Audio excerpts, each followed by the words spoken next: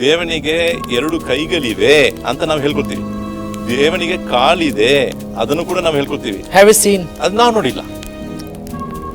ಬ್ರಹ್ಮಚರ್ಯ ಪಾಲನೆ, ಹೌದು, ಗೃಹಸ್ಥಾಶ್ರಮ, ಸನ್ಯಾಸಾಶ್ರಮ, ವಾನಪ್ರಸ್ಥಾಶ್ರಮ ನಮ್ಮಲ್ಲಿ ಇದೆ. ಅದು ನಿಮ್ಮಲ್ಲಿ ಇದೆಯಾ? ಒಂದು ಅಪ್ಸರೆ ಮುಂದೆ ಹೋಗ್ತದೆ, ನೋಡಿದ ತಕ್ಷಣ ಒಬ್ಬ ಮನುಷ್ಯನಿಗೆ ಆಸೆ ಬರುತ್ತೆ. ಯಾಕೆ ಮೌಲ್ವಿಗಳು ಇಷ್ಟು ಬಹಿರಂಗವಾಗಿ ಫತ್ವ ಹೊರಡಿಸಲ್ಲ? ಈ ದೇಶ ಮಾತ್ರ ಇಲ್ಲ, ಈ ಪ್ರಪಂಚ ನಾಶವಾಗ್ತಿತ್ತು. ಎಲ್ಲ ಭಯೋತ್ಪಾದಕರು ಮುಸ್ಲಿಮರು, ಆದರೆ ಎಲ್ಲ ಮುಸ್ಲಿಮರೆಲ್ಲ ಭಯೋತ್ಪಾದಕರಲ್ಲ ಅನ್ನೋ ಮಾತಿದೆಯಲ್ಲ, ಅದನ್ನು ಕೇಳಿದಾಗ ಏನು ಅನ್ಸುತ್ತೆ ನಿಮಗೆ? ಇದಕ್ಕೆ ಮುಂಚೆ ಇದ್ದ PM ಮನಮೋಹನ್ ಸಿಂಗ್ ಹೇಳಿದ್ರು, ಈ ಭಾರತದಲ್ಲಿ ಇರುವಂತ ದೊಡ್ಡ ಪ್ರಾಬ್ಲಮ್ ಸಮಸ್ಯೆ ಇರೋದು ನಕ್ಸಲೈಟ್ ಪ್ರಾಬ್ಲಮ್ ಅಂತ. ಜಾಸ್ತಿ ಪ್ರಮಾಣದಲ್ಲಿ ಮುಸ್ಲಿಮನ್ ಭಯೋತ್ಪಾದಕರು ಇಲ್ಲ ಅಂತ ಹೇಳ್ತಾ ಇದ್ದಾರೆ. ಈ ಮೂಲಕ ಭಯೋತ್ಪಾದಕರು ಇದ್ದಾರೆ. ನೀವು ನಂಬ್ತೀರಾ ಆತ್ಮವನ್ನ? The golden era of the Jews were under the Islamic rule ಅಂತ ಅವ್ರ ಪುಸ್ತಕದಲ್ಲಿ ಉಲ್ಲೇಖವಾಗಿದೆ. ಮದ್ರಸದಲ್ಲಿ ಈ ಏನೋ ಕುದುರೆಗೆ ಕಟ್ಬಿಡ್ತಾರಲ್ಲ, ಇಷ್ಟು ಮಾತ್ರ ನೋಡಕ್ಕೆ, ಅಂತಹ ಪರಿಸ್ಥಿತಿ ಆ ಕಾಲದಲ್ಲಿ ಇರಲಿಲ್ಲ. ಕಾಫಿರ್ ಅಂದ್ರೆ ದೇವನನ್ನ ತಿರಸ್ಕರಿಸುವನು. اهدنا الصراط المستقيم صراط الذين أنعمت عليهم غير المغضوب عليهم ولا الضالين.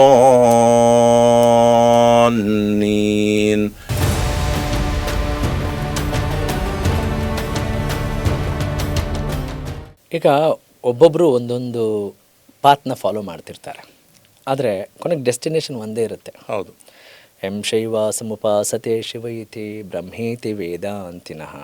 ವೇದಾಂತಿಗಳು ಬ್ರಹ್ಮನನ್ನೇ ತಮ್ಮ ಭಗವಂತ ಅಂತನ, ಶೈವರು ಶಿವನನ್ನು, ವೈಷ್ಣವರು ವಿಷ್ಣುವನನ್ನು, ಇನ್ನು ಜೈನರು ಅರ್ಹನ್ ಅಂತ. ಹಾಗೆ ಪ್ರತಿಯೊಬ್ಬರು ಅದನ್ನು ಫಾಲೋ ಮಾಡ್ಕೊಂಡು ಕೊನೆಗೆ ಒಂದು ಡೆಸ್ಟಿನೇಷನ್ನ ರೀಚ್ ಆಗ್ತಾರೆ. ಹೌದು. ಇನ್ನು ಕೆಲವು ಸಂಪ್ರದಾಯಗಳಲ್ಲಿ ಬಯಲು ಅಂತ ಕರೀತಾರೆ, ಇನ್ನು ಕೆಲವು ಕಡೆ ನಾವು ಕೈವಲ್ಯ, ಸಾಯುಜ್ಯ, ಮೋಕ್ಷ ಅಂತೆಲ್ಲ ಕರಿತೇವೆ. ಇದೆಲ್ಲವೂ ಮುಂಚೆನೇ ಇರುವಾಗ, ಇಸ್ಲಾಂ ಧರ್ಮ ಸ್ಥಾಪನೆ ಆಗಲಿಕ್ಕಿಂತ ಮುಂಚೆನೇ ಇರುವಾಗ ನೀವು ಹೊಸದಾಗಿ ಇವರೇನೋ ಹೇಳ್ತಿದ್ದಾರಲ್ಲ ಅನ್ನುವ ಭಾವನೆ ನಮಗೆ ಭಾಸವಾಗುತ್ತೆ. How do you clarify it? ಒಳ್ಳೆ ಪ್ರಶ್ನೆ. ಪ್ರವಾದಿ 1450 ವರ್ಷ ಮುಂಚೆ ಜೀವನ ಮಾಡ್ತಿದ್ರು ಈ ಭೂಮಿನಲ್ಲಿ. ಆವಾಗ ಅರೇಬಿಯಾನಲ್ಲಿ ಇರುವಂತಹ ಜನರ ಜೊತೆಗೆ ಅವರು ಜೀವನ ಮಾಡ್ತಿರುವಾಗ ಈ ಸುದ್ದಿ ಅವರಿಗೆ ತಲುಪಿಸ್ತು ದೇವನ ಹತ್ರದಿಂದ. ಅಂದರೆ ದೇವನನ್ನು ಆರಾಧನೆ ಮಾಡಬೇಕು, ಏಕದೇವ ವಿಶ್ವಾಸ ಬೇಕು ಅಂತ. ಆ ವೇಳೆಯಲ್ಲಿ ಪ್ರವಾದಿ ಅಲ್ಲಿರತಕ್ಕಂಥ ಜನರ ಜೊತೆಗೆ ಮಾತಾಡುವಾಗ ಅವರು ಅವರ ಅಗೇನ್ಸ್ಟ್ ಬಂದರು. ಅಂದರೆ ಪ್ರವಾದಿಯನ್ನು ಅವರು ನಿಲ್ಲಿಸಿದ್ರು, ಪ್ರವಾದಿ ಮೇಲೆ ಉಗಿಳಿದ್ರು, ಮತ್ತು ಕಲ್ಲೆತ್ತು ಹೊಡೆದ್ರು, ಮತ್ತು ಅವರ ಅನುಯಾಯಿಗಳಿಗೆ ಶಿಕ್ಷೆ ಕೊಟ್ಟರು, ಈ ಬೋಧನೆ ಇಲ್ಲಿ ಮಾಡಬೇಡ ಅಂತ. ಅವ್ರಿಗೆ ಏನಂತ ಬೋಧನೆ ಮಾಡ್ತಾ ಇದ್ರು? ಇಷ್ಟೇ, ದೇವನ ಒಬ್ಬ ಇದ್ದಾನೆ, ಅಂದರೆ ಲಾ ಇಲಾಹ ಇಲ್ಲಲ್ಲ, ಲಾ ಇಲಾಹ ಇಲ್ಲಲ್ಲ, ಮೊಹಮ್ಮದು ರಸೂಲುಲ್ಲಾ. ಅಂದರೆ there is no one worthy to be worshipped except Allah. ದೇವನನ್ನ ಅಲ್ಲಾಹನನ್ನ ಹೊರತುಪಡಿಸಿ ಬೇರೆ ಯಾರು ಆರಾಧನೆಗೆ ಅರ್ಹರಲ್ಲ. ಆರಾಧನೆ ಅಂದ್ರೆ ನಿಮ್ಮ ಪ್ರಕಾರ ಏನು ಉಮರ್ಜಿ? ಅದೇ, ಆರಾಧನೆಗೆ ಅರ್ಹರಲ್ಲ ಅಂತ ಹೇಳಿ. ಆರಾಧನೆ ಅಂದ್ರೆ ನಿಮ್ಮ ಪ್ರಕಾರ ಏನು? ಇವಾಗ ಆರಾಧನೆ ಅನ್ನೋದು ದೇವನಿಗೆ ಅಂತ ಕೊಡುವಂಥ ಆ ಮರ್ಯಾದೆ ಇದಲ್ಲ, ಅಟ್ಟರ್ ಮೋಸ್ಟ್, ಅಂದರೆ ಟಾಪ್ ಲೆವೆಲ್. ಕರೆಕ್ಟ್. ಅದು ಯಾರಿಗೂ ಕೊಡಬಾರ್ದು ಆ ಮರ್ಯಾದೆ. ಅವನಿಗೆ ಕೊಡುವಂಥ ಆ ಮರ್ಯಾದೆ ಇದಲ್ಲ, ಅವನ ಹತ್ರ ನಾವು ಬೇಡ್ಕೊಳ್ಳುವ ಆ ಒಂದು ಕೃತಜ್ಞತೆಯನ್ನು ತೋರಿಸ್ಕೊಳ್ಳುವ ಆ ಒಂದು ವರ್ತನೆ ಇದಲ್ಲ, ಅದನ್ನು ದೇವನನ್ನು ಹೊರತುಪಡಿಸಿ ಬೇರೆ ಯಾರಿಗೂ ತೋರಿಸ್ಕೊಳ್ಬಾರ್ದು. ಆಯಿತು, ಕೊಟ್ಟರೆ ಏನಾಗುತ್ತೆ? ದೇವನಿಗೆ ಹಿಡಿಸಲ್ಲ. ಇದು ಓಕೆ, ದೇವನಿಗೆ ಹಿಡಿಸಲ್ಲ.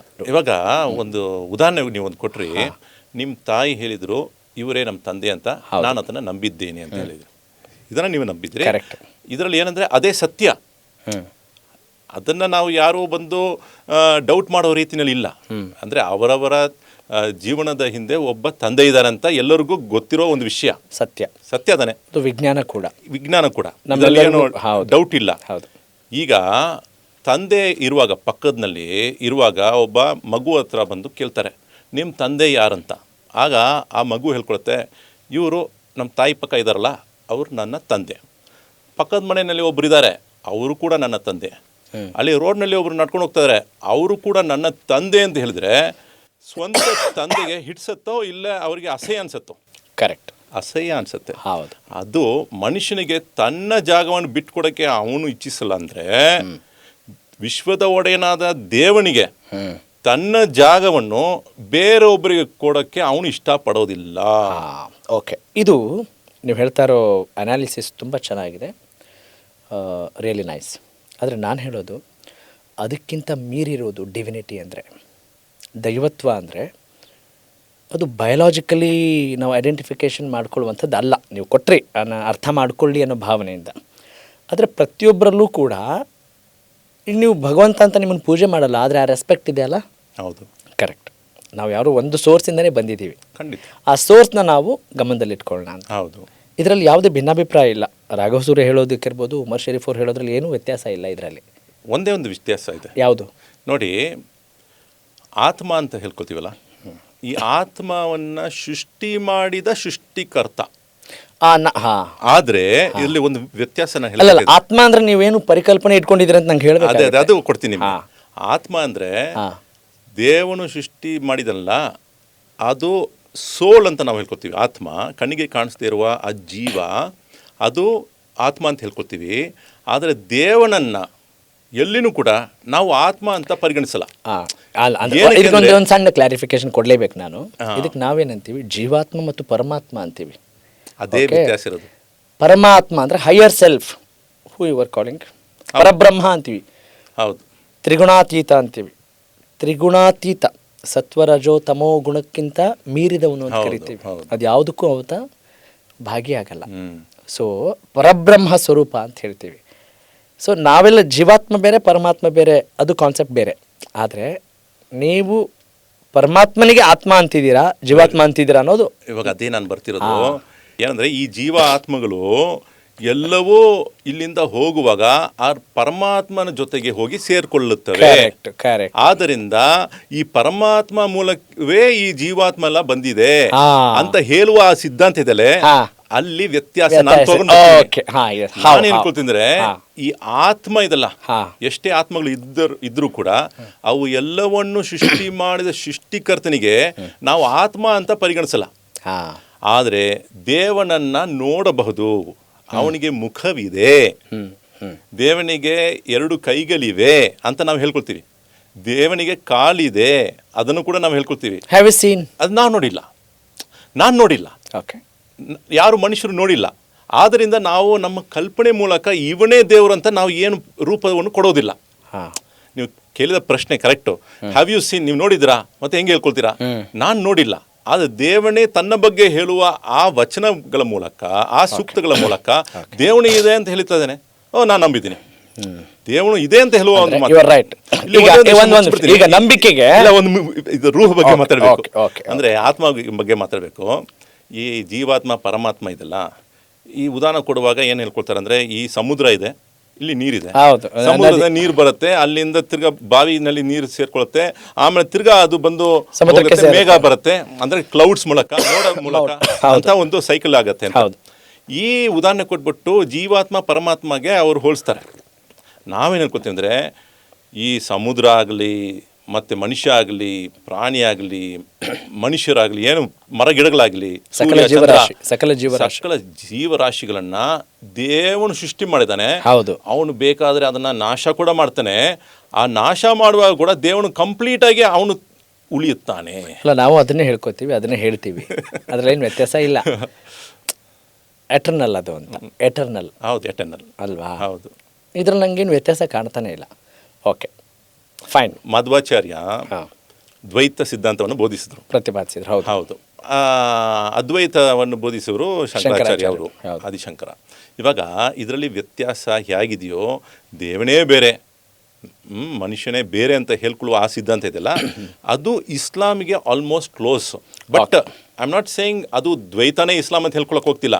ಅದರಲ್ಲಿ ಕೂಡ ವಿಷ್ಣು ಇದೆ ಕಾನ್ಸೆಪ್ಟ್ನಲ್ಲಿ, ಅಲ್ಲಿ ವಿಷ್ಣು ಇದೆ, ಮತ್ತೆ ವಿಷ್ಣುವ ಹೆಂಡತಿ ಇದ್ದಾರೆ.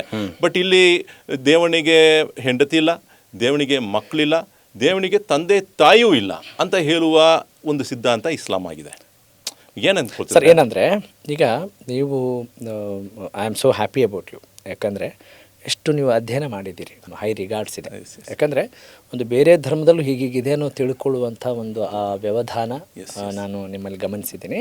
ಆದರೆ ಒಂದು ಸಣ್ಣ ಸ್ಪಷ್ಟನೆ ಏನು ಅಂತ ಹೇಳಿದ್ರೆ, ಈಗ ಅಯ್ಯಪ್ಪ ಸ್ವಾಮಿ ಅಂತ ಕೇಳಿರ್ಬೋದು ನೀವು. ಹೌದು, ಹರಿಹರ ಸುತ ಅಯ್ಯಪ್ಪ ಅಂತೀವಿ.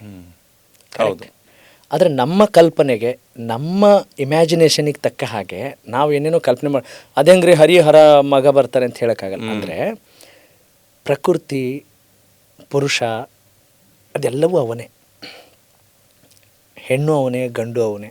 ಇಷ್ಟೊಂದು ಪ್ರಾಕಾರಗಳಿರುವಾಗ, ವೈವಿಧ್ಯತೆ ಇರುವಾಗ, ನಮ್ಮ ಬುದ್ಧಿಮತ್ತೆಗೆ ನಿಲುಕಿದ ಜ್ಞಾನದ ಆಧಾರದ ಮೇಲೆ ಆತನನ್ನು ಅಳಿಯೋಕ್ಕಾಗಲ್ಲ. ಖಂಡಿತ. ಅಂದರೆ ನಾವು ಆ ಪರಮಶಕ್ತಿಯನ್ನು ಅರ್ಥ ಮಾಡ್ಕೊಳ್ಳೋಕೆ ಹೋದಷ್ಟು ಕೂಡ ಅದು ಮುಗಿಯೋದಿಲ್ಲ. ಇಷ್ಟೇ ಅಂತ. ಆಕಾಶ ಇಷ್ಟೇ ಅಂತ ಹೇಳ್ತೀವ? ಇಲ್ಲ. ಅನಂತ ಅಂತ ಹೇಳ್ತೀವಿ. You know the meaning of ಅನಂತ.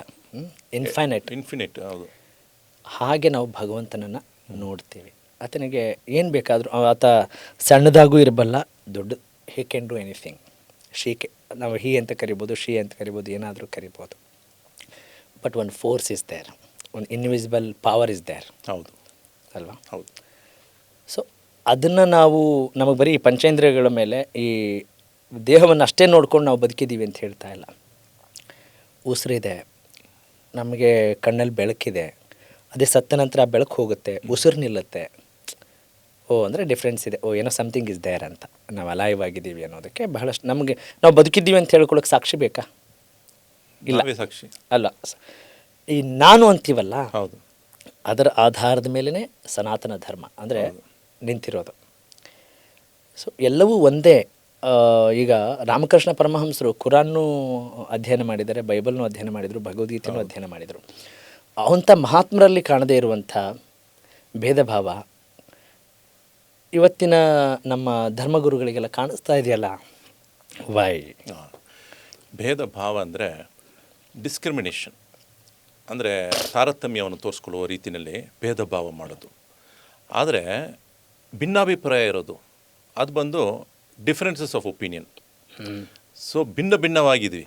ಹೌದು. ಐಡಿಯಾಲಜೀಸ್ನಲ್ಲಿ ಕರೆಕ್ಟ್. ಅವರವರ ನಂಬಿಕೆ ಅವರಿಗೆ ಕರೆಕ್ಟ್. ಯಾಕೆಂದರೆ ಅವರ ಅಧ್ಯಯನ ಮೂಲಕ, ಅವರ ಅನುಭವದ ಮೂಲಕ, ಅವ್ರು ಏನನ್ನು ಹುಡುಕೊಂಡು ಹೋಗಿದಾರೋ ಅದು ಅವ್ರಿಗೆ ಏನು ಸಿಕ್ತೋ ಅದರ ಮೂಲಕ ಅವರ ನಂಬಿಕೆ ಆಗಿರುತ್ತೆ.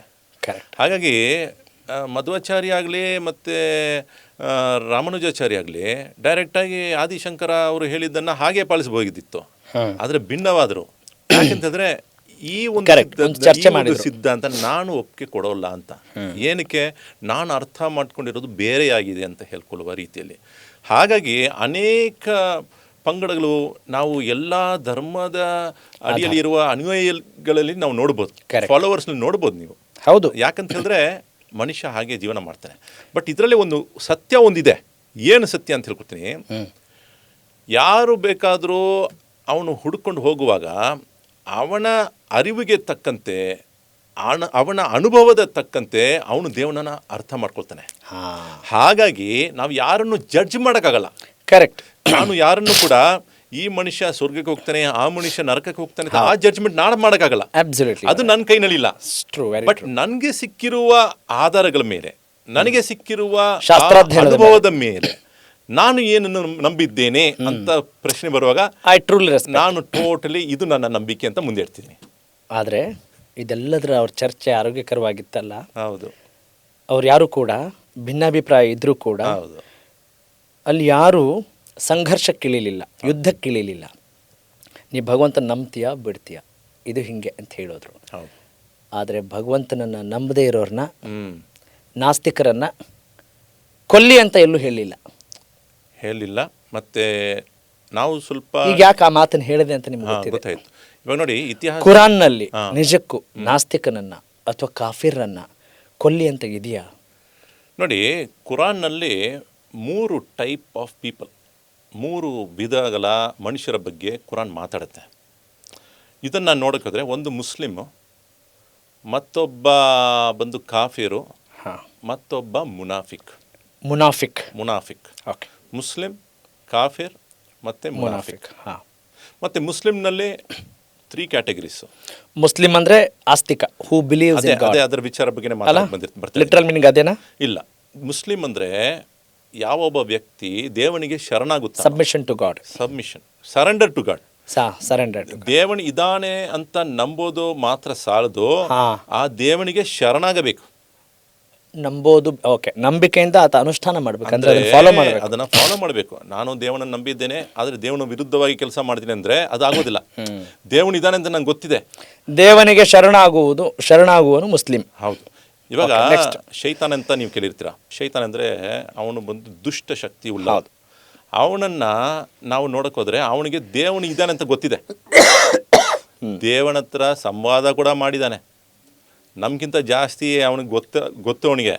ಆದರೂ ಕೂಡ ಅವನು ಶೈತಾನ್ ಅಂದ್ರೆ ಕಾರಣ ಏನಂದ್ರೆ ಅವನು ದೇವನು ಹೇಳಿದಂತೆ ಜೀವನ ಮಾಡಲ್ಲ. ದೇವನು ಇದು ಮಾಡಂದ್ರೆ ಅವನು ಬೇರೆ ಏನೋ ಮಾಡ್ತಾನೆ. He breaks the rules. ಹಾಗಾಗಿ ದೇವನನ್ನ ಮಾತ್ರ ಗೊತ್ತಾದ್ರೆ ಸಾಲದು, ಅವನಿಗೆ ಶರಣಾಗಬೇಕು, ಫಾಲೋ ಮಾಡಬೇಕು, ಶರಣಾಗಬೇಕಂದ್ರೆ ನನ್ಕಿಂತ ದೊಡ್ಡವ ನೀನು ಅಂತ ಹೇಳ್ಕೊಂಡು ಶರಣಾಗಬೇಕು, ಅಂದರೆ ಸಾಷ್ಟಾಂಗಕ್ಕೆ ಬೀಳಬೇಕಾಗಿರುತ್ತೆ. ಸೊ ಅದು ಮುಸ್ಲಿಮು. ಯಾವೊಬ್ಬ ವ್ಯಕ್ತಿ ದೇವನಿಗೆ ಶರಣಾಗ್ತಾನೋ ಅವನು ಮುಸ್ಲಿಮ್. ಈ ಮುಸ್ಲಿಮ್ ಅನ್ನೋ ಪದಕ್ಕೆ ಏನಂದರೆ ದೇವನು ಹೇಳುವುದನ್ನು ಮಾಡುವನು. ಆದರೆ ಅದರಲ್ಲಿ ಒಂದು ಲೆವೆಲ್ ಹೈ ಹೋದರೆ ಅವನು ಮೂಮಿನ್ ಅಂತ ಕರಿತೀವಿ. ಮೂಮಿನ್ ಅಂದರೆ ಬಿಲೀಫ್, ಆಳವಾದ ನಂಬಿಕೆ. ಅವನಿಗೆ ಇನ್ನೂ ಒಂದು ಲೆವೆಲ್ ಜಾಸ್ತಿ ಇದ್ದಾನೆ. ಬರೀ ಮುಸ್ಲಿಮ್ ಇಲ್ಲ, ಇವನು ಮುಸ್ಲಿಮ್ಗಿಂತ ಜಾಸ್ತಿ ಇದ್ದಾನೆ. ಅವನು ಮುಅ್ಮಿನ್ ಆಗಿದ್ದಾನೆ. ಮುಅ್ಮಿನ್ ಅಂದರೆ ಈಮಾನ್ ಒಳಗೆ ಇದೆ, ನಂಬಿಕೆ ತುಂಬಿ ಇದೆ ಅವನಿಗೆ. ಅವನು ಎಲ್ಲ ದೇವನು ಹೇಳುವ ಎಲ್ಲ ವಿಚಾರಗಳನ್ನು ಸಂಪೂರ್ಣವಾಗಿ ನಂಬಿದ್ದಾನೆ, ಅವನು ಮುಅ್ಮಿನ್ ಆಗುತ್ತಾನೆ. ಇದಕ್ಕಿಂತ ಫಕೀರ್ ಅಂತ ಕರಿಬೋದಾ? ಯಾರು ಫಕೀರ್ ಅಂದರೆ ಬೇರೆ ವಿಷಯ, ಅರ್ಥ ಇದೆ, ಅದು ಬೇರೆ ಅರ್ಥ. ಇದು ಮೂಮಿನ್ ಆಯ್ತು. ಮೂಮಿನ್ ಆದ್ಮೇಲೆ ಇನ್ನೊಂದು ನೆಕ್ಸ್ಟ್ ಲೆವೆಲ್ನಲ್ಲಿ ಇರೋದು. ಒಂದು ಎಕ್ಸಾಂಪಲ್ ಕೊಡ್ಬೋದಾ? ಹೆಂಗೆ ಅಂದರೆ ನಮ್ಮ ಭಾರತ ಸಾಧು ಸಂತರ ನಾಡು ಅಂತ. ಹೌದು, ಸಂತರು ಇದ್ದಾರೆ.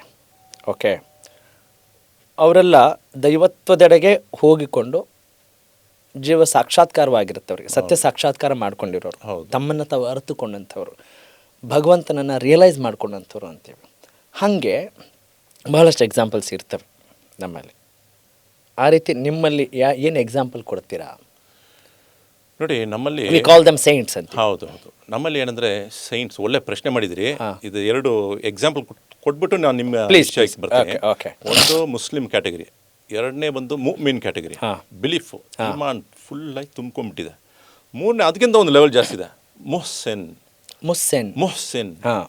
ಮೊಹ್ಸೆನ್ ಅಂದರೆ ಅವರು ಆರಾಧನೆ ಮಾಡುವಾಗ ದೇವನನ್ನು ನೋಡುವ ರೀತಿಯಲ್ಲಿ ಅವರು ಆರಾಧನೆ ಮಾಡ್ತಾರೆ. ಅಂದರೆ ಅವರು ಆಲ್ಮೋಸ್ಟ್ ದೇವನನ್ನು ನೋಡುತ್ತರ ಇರ್ತಾರೆ.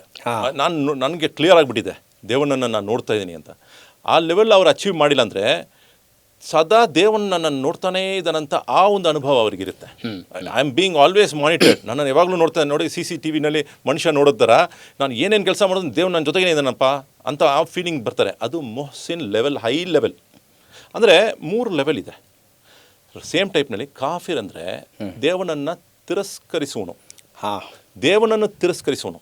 ಧರ್ಮವನ್ನು ತಿರಸ್ಕರಿಸುವನು. ಅವನಲ್ಲಿ 4 ವಿಧಗಳಿವೆ.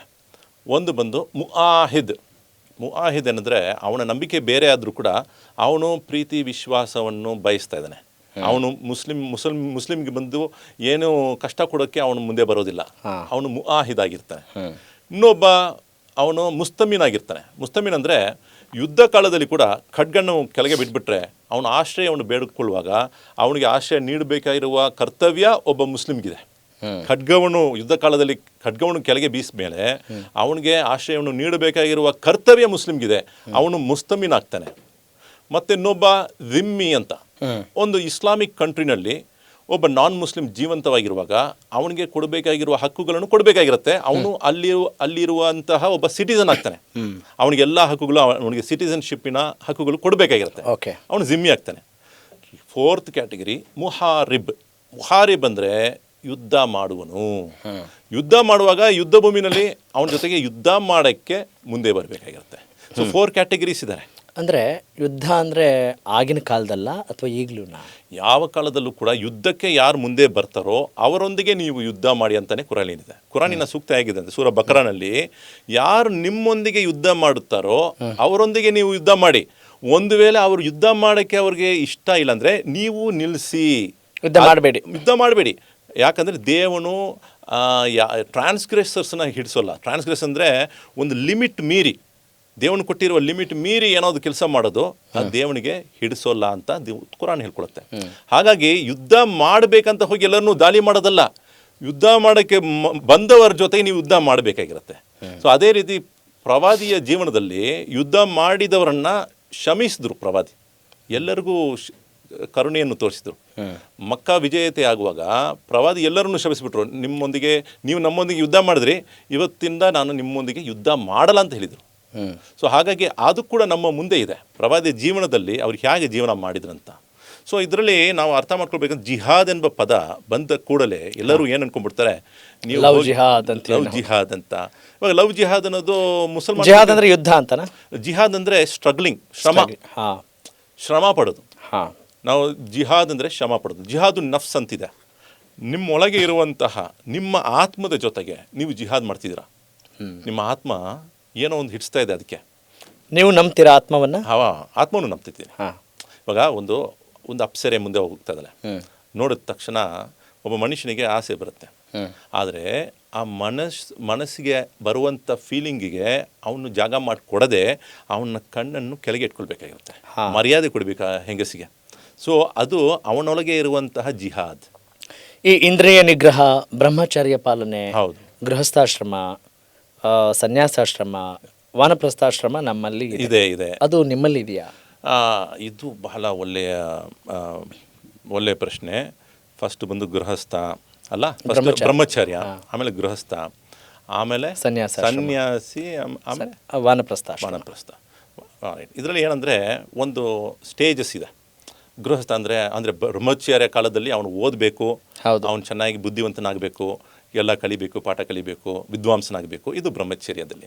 ಆಮೇಲೆ ಗೃಹಸ್ಥದಲ್ಲಿ ಅವನು ಮದುವೆ ಮಾಡ್ಕೊಳ್ಬೇಕು, ಮಕ್ಕಳ ಜೊತೆಗೆ ಅವನು ಜೀವನ ಮಾಡಬೇಕು, ಅವರಿಗೆ ಒಳ್ಳೆಯ ಸಂಪ್ರದಾಯವನ್ನು ಕಲಿಸಬೇಕು, ಎಲ್ಲ ಇದು ಅಲ್ಲಿ. ಆಮೇಲೆ ಸನ್ಯಾಸದಲ್ಲಿ ಎಲ್ಲವನ್ನು ಬಿಟ್ಟು ಅವನು ದೂರ ಆಗಬೇಕು. ಮತ್ತು ವನಪ್ರಸ್ಥದಲ್ಲಿ ಅವನು ಕಾಡಿಗೆ ಹೋಗಬೇಕು. ಕಾಡಿಗೆ ಹೋಗ್ಬೇಕಂದ್ರೆ ಅವನು ಜನರಿಗೆ ಬೋಧನೆ ಮಾಡಬೇಕಂತ ಅದರ ಅರ್ಥ ಆಗಿರುತ್ತೆ. ಸೊ ಹಾಗಾಗಿ ಈ 4 ಕ್ಯಾಟಗರಿ ಡಿಟ್ಯಾಚ್ಡ್ ಆಗಿರಬೇಕು ಅಂತ. ಹೌದು, ಆ ಸಂಸಾರಕ್ಕೆ ಹೊಂದ್ಕೊಂಡಿರ್ಬೇಕು ಅಂತ. ಈಗ ಕಾಡಿಗೆ ಹೋಗಿ ಕೂತ್ಕೊಳ್ಬೇಕು ಅನ್ನೋ ಇಲ್ಲ, ಲಿಟ್ರಲ್ ಮೀನಿಂಗ್ ಇಲ್ಲ. ಆದರೆ ಕುರಾನ್ನಲ್ಲಿ ಒಂದು ಸೂಕ್ತ ಬರುತ್ತೆ, 2ನೇ ಅಧ್ಯಾಯ 143ನೇ ಸೂಕ್ತದಲ್ಲಿ, ವಕದಾಲಿಕ ಜಅಲ್ನಾಕುಂ ಉಮ್ಮತಂ ವಸತ ಲಿತಕೂನು ಶುಹದಾ ಅಲನ್ನಾಸ್. ಅಂದರೆ ಅರ್ಥ ಏನಂದರೆ, ವಕದಾಲಿಕ ನಿಮ್ಮನ್ನು, ಓ ಮುಸಲ್ಮಾನರೇ, ನಿಮ್ಮನ್ನು ಒಂದು ಮಾಡ್ರೇಟ್ ಜನ್ರೇಷನ್ ಆಗಿ ಮಾಡಿದ್ದೀವಿ, ಮಧ್ಯವರ್ಗದಲ್ಲಿ ನಿಮ್ಮನ್ನು ಮಾಡಿದ್ದೀವಿ, ಒಂದು ಮಧ್ಯವರ್ಗದಲ್ಲಿ ನಿಮ್ಮನ್ನು ಮಾಡಿದ್ದೀವಿ. ನೀವು ಈ ಕಡೆನೂ ಇಲ್ಲ, ಈ ಕಡೆನೂ ಇಲ್ಲ, ನೀವು ಮಧ್ಯದಲ್ಲಿ ಇದ್ದೀರಿ. ಯಾವ ಕಡೆ ಇಲ್ಲ, ಸದಾ ದೇವನು ಅಂತ ಹೇಳ್ಕೊಂಡು ದೂರ ಇಲ್ಲ ನೀವು. ಅಂದರೆ ಮಕ್ಕಳನ್ನು ಬಿಟ್ಟು ಮತ್ತು ಮದುವೆ ಮಾಡ್ಕೊಳ್ಳದೆ ಸದಾ ದೇವನು ಅಂತ ನೀವು ಹೋಗಿಲ್ಲ, ಮತ್ತು ದೇವನನ್ನು ಮರೆತು ಜೀವನ ಕೂಡ ಇಲ್ಲ ನಿಮಗೆ. ಅಂದರೆ ಸದಾ ಮಕ್ಕಳು, ಹೆಂಡತಿ ಮತ್ತು ಹಣ ಅಂತ ಇಲ್ಲದೆ ನೀವು ದೇವನನ್ನು ಕೂಡ ಆರಾಧನೆ ಮಾಡ್ತೀರಾ. ಸೊ ಎರಡನ್ನು ಕ್ಲಬ್ ಮಾಡುವ ರೀತಿಯಲ್ಲಿ ಇಡೀ ಜೀವನಕ್ಕೆ ಹೀಗೆ ಜೀವನ ಮಾಡಬೇಕಂತ ದೇವನು ಹೇಳಿದ್ದಾನೆ. ಅಂದರೆ ಒಬ್ಬ ಮನುಷ್ಯ ಒಳ್ಳೆಯ ದೇವನ ಅನ್ವಯ, ಅಂದರೆ ದೇವನನ್ನು ಆರಾಧನೆ ಮಾಡುವ ಒಬ್ಬ ಭಕ್ತನಾಗಿದ್ದರೆ ಅವನು ತನ್ನ ಹೆಂಡತಿಗೆ ಒಳ್ಳೆಯವನಾಗಿರಬೇಕು. ಅಂದರೆ ಪ್ರವಾದಿ ಮಾತು ಹಿಂಗಿದೆ, ಒಬ್ಬ ಮನುಷ್ಯ ದೇವನಿಗೆ ಹಿಡಿಸಿದ್ದೇನವನಾಗಿರ್ಬೇಕಂದ್ರೆ ಅವನು ತನ್ನ ಹೆಂಡತಿಗೆ ಒಳ್ಳೆಯವನಾಗಿರಬೇಕು, ಲಾಯಲ್ ಆಗಿರಬೇಕು, ಅವನ ಹೆಂಡತಿಗೆ ಪ್ರೀತಿ ತೋರಿಸೋನಾಗಿರಬೇಕು, ಹೆಂಡತಿನ ಒಡೆಯೋನು ಅವನು ದೇವನಿಗೆ ಹಿಂಸೆ ಮಾಡೋನಾಗಿರಬಾರ್ದು, ಹಿಂಸೆ ಕೊಡುವನಾಗಿರಬಾರ್ದು, ಮಕ್ಕಳಿಗೆ ಒಳ್ಳೆ. ನೀವು ಹೇಳೋದು ಹಿಂಸೆಗೂ ನಮ್ಮ ಧರ್ಮಕ್ಕೂ ಯಾವ ಸಂಬಂಧ ಇಲ್ಲ, ಯಾರು ಅದನ್ನ ಪ್ರಚೋದನೆ ಮಾಡಿಲ್ಲ ಅಂತ ನೀವು ಹೇಳ್ತಾ. ಸಿಂಪಲ್ ಆಗಿ ಏನಂದರೆ, ಹಿಂಸೆ ಅಂದರೆ ಒಬ್ಬ ಡಾಕ್ಟರ್ ಒಂದು ಇಂಜೆಕ್ಷನ್ ಕೊಡ್ತಾನೆ, ಮಗುಗೆ ಅದು ಹಿಂಸೆ ಆಗುತ್ತೆ. ಮತ್ತೆ ಡಾಕ್ಟರ್ ಹತ್ರ ಕರ್ಕೊಂಡೋಗ್ಬೇಡಿ ಅಂತ ಹೇಳ್ತಾರೆ, ಡಾಕ್ಟರ್ ಇಂಜೆಕ್ಷನ್ ಕೊಡಲೇಬೇಕಾಗಿರುತ್ತೆ. ಸೊ ಆ ಹಿಂಸೆ ಏನಕ್ಕೋಸ್ಕರ? ಆ ಹಿಂಸೆ ಮಗು ಚೆನ್ನಾಗಿರಲಿ ಅಂತ. ಸೊ ಒಬ್ಬ ಈ ಗಡಿಯಲ್ಲಿ ಯುದ್ಧ ಮಾಡೋದು ಏನಂದರೆ ನಮ್ಮ ಪ್ರಜೆಗಳು ಚೆನ್ನಾಗಿರ್ಬೇಕಂತ. ಅದು ಅವ್ರಿಗೆ ಹಿಂಸೆ ಕೊಡಬೇಕಂತ ಉದ್ದೇಶ ಇಲ್ಲ, ನಮ್ಮ ಜನರು ಚೆನ್ನಾಗಿರ್ಬೇಕಂತ. ಗಡಿಯಲ್ಲಿ ನಾವು ಬಂದು ನಮ್ಮ ಆರ್ಮಿ ಮ್ಯಾನಲ್ಲಿ ಇರುವಾಗ ಕಾರಣ ಏನಂದರೆ ನಮಗೋಸ್ಕರ ಅವರು ಸೈನ್ಯದಲ್ಲಿ ಸೇರ್ಕೊಂಡಿದ್ದಾರೆ. ಅದೇ ಅರ್ಥದಲ್ಲಿ ಒಬ್ಬ ಯುದ್ಧ ಕಾಲದಲ್ಲಿ ಅವನು ಯುದ್ಧ ಮಾಡೋದು ಅದು ಶ್ರೇಷ್ಠತೆಯ ಒಂದು ಅನುಭವ ಅವನಿಗೆ. ಅವನು ದೇವನಿಗೋಸ್ಕರ ತನ್ನ ಜೀವವನ್ನು ಕಳ್ಕೊಳ್ಳೋಕ್ಕೆ ಸಿದ್ಧವಾಗಿದ್ದಾನೆ. ಆದರೆ ಅದರ ಅರ್ಥ ಸುಮ್ಮನೆ ಹೋಗ್ತಿರೋನ್ನ ಕೊಂದು ಹಾಕೋದಲ್ಲ, ಯುದ್ಧಕ್ಕೆ ಬರೋಣ ಜೊತೆಗೆ ಯುದ್ಧ ಮಾಡೋದು. ಯಾರು ಯುದ್ಧ ಖಡ್ಗವನ್ನು ಕೈನಲ್ಲಿ ತಗೊಂಡು ಮುಂದೆ ಬರ್ತಾನೋ ಅವನ ಜೊತೆಗೆ ಮತ್ತೆ ಉಮರ್ ಶರೀಫ್ ಜಿ ಇಷ್ಟು ಚೆನ್ನಾಗಿ ಹೇಳಿದ್ರಲ್ಲ, ಯಾಕೆ ಇದು ಅಪ್ಲೈ ಆಗ್ತಾ ಇಲ್ಲ ಇವತ್ತಿನ ದಿನದಲ್ಲಿ? ಇವತ್ತಿನ ದಿನದಲ್ಲಿ ಅಪ್ಲೈ ಆಗದೇ ಇದ್ದರೆ ಈ ದೇಶ ಮಾತ್ರ ಇಲ್ಲ, ಈ ಪ್ರಪಂಚ ನಾಶವಾಗ್ತಿತ್ತು.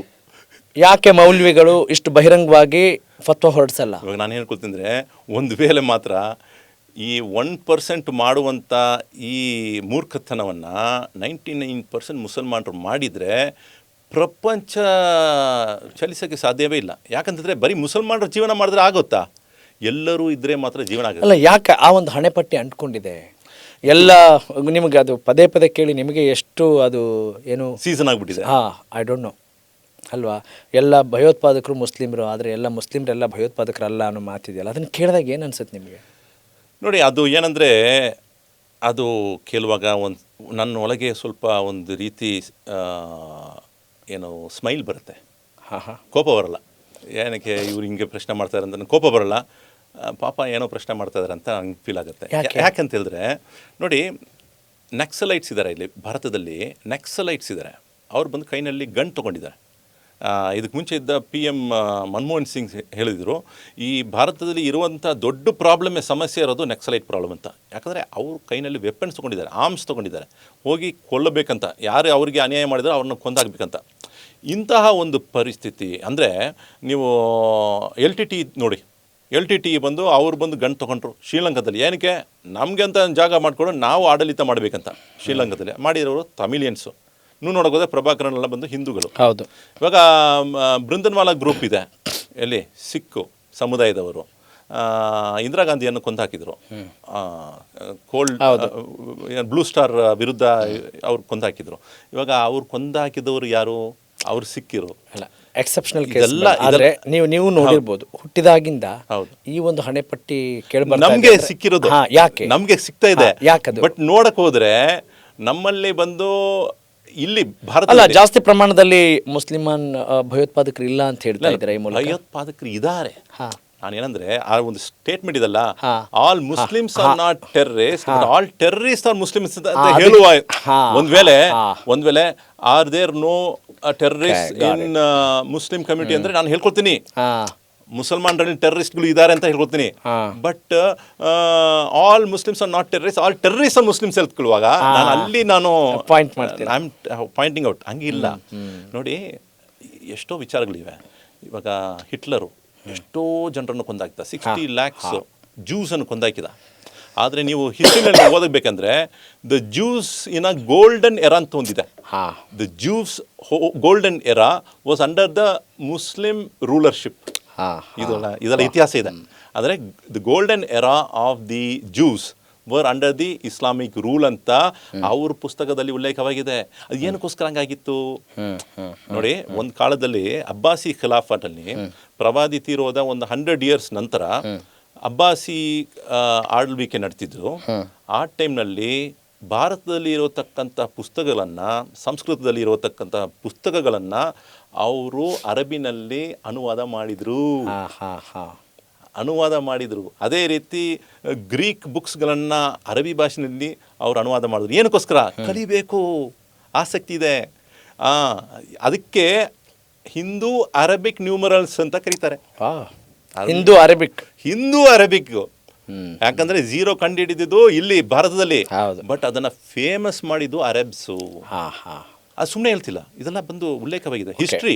ಇನ್ನೂ ನೋಡಕ್ ಹೋದ್ರೆ ನಿಮಗೆ ಚೈನಾ ಬಂದು ಪೇಪರ್ ಕಂಡುಹಿಡಿತ್ತು, ಬಟ್ ಅದನ್ನ ಫೇಮಸ್ ಮಾಡಿದ್ದು ಅರಬ್ ಕಂಟ್ರೀಸ್. ಏನಕ್ಕೋಸ್ಕರ ಅಂದರೆ ಆ ಟೈಮ್ನಲ್ಲಿ ಅವರೇ ಫಾರ್ವರ್ಡು. ಇವತ್ತು ಹೆಂಗೆ ಇಂಗ್ಲೀಷ್ ಇಂಪಾರ್ಟೆಂಟು, ಆ ಟೈಮ್ನಲ್ಲಿ ಫಾರ್ಸಿಗೆ ಮುಂಚೆ ಅರಬ್ಸ್ ಬಂದು ಭಾಳ ಫಾರ್ವರ್ಡ್ ಆಗಿದ್ರು. ಯಾಕಂದರೆ ಇಂಥವ್ರು ಇವತ್ತಿನ ಕಾಲದಲ್ಲಿ ಮದ್ರಸದಲ್ಲಿ ಈ ಏನೋ ಕುದುರೆಗೆ ಕಟ್ಬಿಡ್ತಾರಲ್ಲ, ಇಷ್ಟು ಮಾತ್ರ ನೋಡೋಕ್ಕೆ, ಅಂತಹ ಪರಿಸ್ಥಿತಿ ಆ ಕಾಲದಲ್ಲಿ ಇರಲಿಲ್ಲ. ಎಲ್ಲರೂ ಎಲ್ಲವನ್ನು ಕಲೀರಿ, ಜನರಿಗೆ ಒಳ್ಳೆಯದನ್ನು ಮಾಡಿ. ಆದರೆ ನಿಮ್ಗೆ ಅನಿಸಿಲ್ವಾ, ಕಳೆದ ಕೆಲವು ದಶಕಗಳಿಂದ ಈ ಭಯೋತ್ಪಾದನೆ ನೆಪದಲ್ಲಿ ಬಹಳಷ್ಟು ರಾಜಕೀಯ ಒಂದು ಕಡೆ ಆಗ್ತಾ ಇದೆ? ಹೌದು, ಅದು ಸೆಕೆಂಡ್ರಿ. ಆದರೆ ಯಾಕೆ ಮುಸಲ್ಮಾನ್ ಹೆಸರುಗಳಿಗೆ ಜಾಸ್ತಿ ಪತ್ತೆ ಆಗ್ತಾ ಇದ್ದೇವೆ ಅನ್ನೋದು ನಿಮಗೆ ನೋವು ಉಂಟು ತಂದಿಲ್ವಾ? ನೋವು ಮುಂಚೆ ಬರ್ತಿತ್ತು. ಅದು ಯಾವಾಗಂದರೆ ನಾವು ಒಂದು 25 ವಯಸ್ಸು, 28 ವಯಸ್ಸು, 30 ವಯಸ್ಸು, ಆ ಟೈಮ್ವರೆಗೂ ಏನೋ ನಮ್ಮ ಬಗ್ಗೆ ಮಾತಾಡಿದ್ರೆ ನಮಗೆ ಕೋಪ ಬರ್ಬೋದಿತ್ತು. ಆ ಏಜು ಹಾಂ ಬಟ್ ನಾನು ಆಳವಾಗಿ ಒಂದು ವಿಚಾರ ಬಗ್ಗೆ ಜ್ಞಾನ ಪಡ್ಕೊಂಡ್ಮೇಲೆ ಒಂಥರ ಶಾಂತವಾಗಿಬಿಟ್ಟೆ. ಹಾಂ ಇವಾಗ ಏನಂದರೆ ಏನೇ ಪ್ರಶ್ನೆ ಮಾಡಿದ್ರು ಅವ್ರು ಪ್ರಶ್ನೆ ಮಾಡ್ತಾರೆ. ಅಲ್ಲ, ನೀವು ಶಾಂತವಾಗಿದ್ದೀರಿ, ಆಮೇಲೆ ಕರೆಕ್ಟು. ಆದರೆ ಎಲ್ಲ ಮೌಲ್ಯಗಳು ಅದನ್ನ ಯಾಕೆ ಸ್ಪ್ರೆಡ್ ಮಾಡ್ತಿಲ್ಲ? ಇವಾಗ ಮೌಲ್ವಿಗಳಂದರೆ ಇದು ಬೇರೆ ಪ್ರಶ್ನೆ ಇರೋದು. ಮೌಲ್ವಿಗಳ ಕರ್ತವ್ಯ ಏನು ಅಂತ ಇವತ್ತು ನೋಡಿ, ಇವತ್ತು ಕರ್ನಾಟಕದ ಸರ್ಕಾರ ಒಂದು ಒಳ್ಳೆ ಕೆಲಸ ಮಾಡಿದ್ದಾರೆ. ಹಾಂ ಏನಂತ, ಎಲ್ಲ ಮದ್ರಸಲ್ಲ ಕೂಡ ನೀವು ಕನ್ನಡವನ್ನು ಕಲಿಸ್ಬೇಕಂತ ಈ ಒಂದು endorse it. ಅಯ್ಯೋ ಎಂಡಾರ್ಸ್ ಅಂದೆ. ನಾನು ಫಸ್ಟ್ ಒಂದು 5 ವರ್ಷ ಮುಂಚೆ ನಾನು ಫೇಸ್ಬುಕ್ನಲ್ಲಿ ಹಾಕ್ಕೊಂಡಿದ್ದೆ. ಇನ್ನೂ ಹೇಳಕ್ ಹೋದ್ರೆ ಬೇರೆ ಬೇರೆ ಡಿಸ್ಕಷನಲ್ಲಿ ನಾನು ಫಸ್ಟೇ ಹೇಳಿದ್ದೀನಿ. ಮದ್ರಸೆಗಳಲ್ಲಿ ಏನು ಕಲಿಸ್ತಾರೆ? ಕಲಿಸ್ಬೇಕಂತ ಅಲ್ಲ, ಏನು ಮದ್ರಸೆಗಳಲ್ಲಿ ಏನು ಶಿಕ್ಷಣ ಇದೆ? ಅದೇ ಕನ್ನಡ ಕಲಿಸ್ಬೇಕಂತ ಹೇಳಿದ್ದು ಮಾತು ಮುಗಿಸ್ಬಿಡ್ತೀನಿ ಅಲ್ಲಿ. ಇವಾಗ ಬಂದಿದೆ ಈ ಕಾನೂನು. ಒಂದು ವೇಳೆ BJP ಅವರು ಮಾತ್ರ ಮದ್ರಸದಲ್ಲಿ ಕನ್ನಡವನ್ನು ಕಡ್ಡಾಯಿಸಿಗೊಳ್ಬೇಕಂತ ಹೇಳಿದರೆ ಮುಸಲ್ಮಾನರು ಮೌಲ್ವಿಗಳು ಸುಮ್ಮನೆ ಇರ್ತಾರಾ? ಹಾಂ, ಸುಮ್ಮನೆ ಇರ್ತಾರಾ? ಎಲ್ಲ ಗೊತ್ತಿಲ್ಲ ನಂಗೆ, ನೀವು ಹೇಳಬೇಕು. ಯಾಕ್ರಿ ನೀವು ಯಾಕೆ ನಮ್ಮ ಮದ್ರಸೆ ಒಳಗೆ ಬರ್ತೀರಾ, ಯಾಕೆ ಮೂಗ್ ತೋರ್ಕೊಂಡು ಬರ್ತೀರಾ ಅಂತ ಹೇಳ್ತಾರಲ್ಲ. ಹಾಂ, ಹೇಳ್ತಾರೆ ನಂಗೆ ಹೇಳ್ಬೇಕು. ಹಂಗೆ ಹೇಳ್ತಾರೆ. ಯಾಕೆ ಹಂಗೆ? ಏನಂದ್ರೆ ಅಲ್ಲ, ನಾನು ಕೇಳೋದು, BJP ಅವ್ರು ಹೇಳಿದ್ರೆ ಮುಸಲ್ಮಾನ್ ಯಾಕೆ ಒಪ್ಕೊಳ್ಳಲ್ಲ, ಕಾಂಗ್ರೆಸ್ ಹೇಳಿದ್ರೆ ಯಾಕೆ ಒಪ್ಕೊಳ್ತಾರೆ? ಅದೇ ಇರೋದು ಅವ್ರ ಮೈಂಡ್ ಸೆಟ್ಟು. BJP ಏನೇ ತಂದ್ರು ನಮ್ಮ ವಿರುದ್ಧನೇ ಇರುತ್ತೆ ಅಂತ. ಉಮರ್ ಶರೀಫ್ ಅವ್ರಿಗೂ ಹಂಗೆ ಇದೆಯಾ? Umar Sharif open minded. ಹಾಂ, ಉಮರ್ ಶರೀಫ್ ಏನಂದ್ರೆ ನಮ್ಗೆ ಯಡಿಯೂರಪ್ಪ ಅವರು ಬೇಕು, ಇಲ್ಲಿ ಸಿದ್ದರಾಮಯ್ಯ ಅವರು ಬೇಕು, ಅಲ್ಲಿ ಕುಮಾರಣ್ಣನು ಬೇಕು. ಹಾಂ, ಇದು ಉಮರ್ ಶರೀಫ್ ಪಾಲಿಸಿ. ಎಲ್ಲರಿಗೂ ಹ್ಯಾಂಡ್ ಶೇಕ್ ಮಾಡ್ತೀನಿ, ಆದರೆ ಓಟ್ ಮಾತ್ರ ಯಾವುದು ಒಂದು ಪಕ್ಷದವ್ರಿಗೆ ಹಾಕ್ತೀರಾ? ಒಬ್ಬರಿಗೆ ಹಾಕ್ತೀನಿ. ಅದು ನಿಮ್ಗೆ ಗೊತ್ತು ಯಾರಿಗೆ ಹಾಕ್ತೀನಿ ಅಂತ. ನೋಡಿ, ಎಲ್ಲರೂ ಬೇಕು. ಯಾರು ದೇಶವನ್ನು ಆಳ್ವಿಕೆ ಮಾಡಿದ್ರೆ ಶಾಂತವಾಗಿರುತ್ತೋ ಅವರಿಗೆ ನಾವು ಓಟ್ ಹಾಕಬೇಕು. ನಮ್ಗೆ ಬೇಕಾಗಿರೋದು ಬಂದು ನೋಡಿ, ಊಟ, ಆಹಾರ ಮತ್ತು GDP ಎಲ್ಲ ಸೆಕೆಂಡ್ರಿ. ಕರೆಕ್ಟ್. ಒಳಗೆ ನಾವು ಜಗಳ ಮಾಡದೇ ಇರುವ ವಾತಾವರಣ ಬೇಕು. ಯಾರು ಕೋಮುವಾದ ಉಂಟು ಮಾಡದೆ ಸರ್ವೇ ಜನ ಸುಖಿನೋ ಭವಂತು ಅಂತ ಹೇಳ್ಕೊತಾರೋ ಅವರಿಗೆ ನಾವು ವೋಟ್ ಮಾಡಬೇಕು. That's all. ಇದಕ್ಕಿಂತ ಜಾಸ್ತಿ ಇಲ್ಲ. ಯಾಕಂದ್ರೆ ನನ್ನ ದುಡಿಮೆ ನನ್ನ ಜೊತೆಗಿದೆ. ನಾನು ಏನೇ ಮಾಡಬೇಕು ಅಂದ್ರೆ ನಾನು ಕೈ ಕೆಸರಾದ್ರೆ ಬಾಯಿ ಮೊಸರು. ಕರೆಕ್ಟ್. ಕಾಂಗ್ರೆಸ್ ಆಡಳಿತ ನಡೆಸ್ತಾ ಇದ್ರೆ ದೇಶದಲ್ಲಿ ಮುಸಲ್ಮಾನರಿಗೆ ಬಹಳ ಖುಷಿ.